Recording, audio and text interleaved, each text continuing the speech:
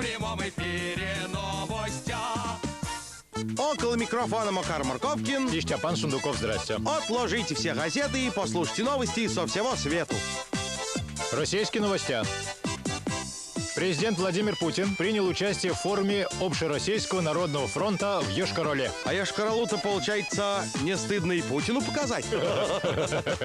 На этом форуме Путин призвал подумать о трудовом воспитании в школах. Вот это правильно. А то ведь молодое поколение работать-то не умеет. Да что там молодежь? Взять хотя бы правительство. Кроме этого, президент России не заметил в Йошкар-Оле отремонтированных дорог. Тут два варианта. Либо это единственный город в стране, где все дороги новые, либо в Йошкар-Оле завтра будет новый мэр. На форуме жительница Марийской республики подарила Путину оберег в виде куклы на достаток и благополучие. Вообще-то должен иметь вид $100 за баррель.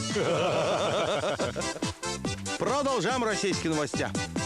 Лидер ЛДПР Владимир Жириновский отметил свой 70-летний юбилей в московском манеже. Ну, Владимир Вольфович смотрелся бы лучше на манеже Большого Московского. Все-таки столько лет нас веселит. Жириновский заявил, что не готов называть себя дедушкой, максимум дядей Вовой. Ну, тут ему придется подвинуться. Дядя Вова в России может быть только один.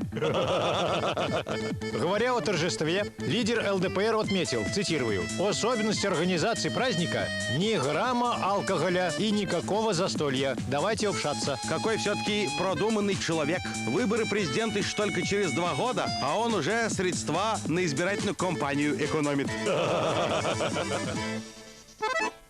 В ЛДПРе музыка играет, среди гостей пустого места нет. Мы юбиляра тоже поздравляем, желаем ему работать много лет. Ну вот и все. Что будет дальше? Потом расскажем.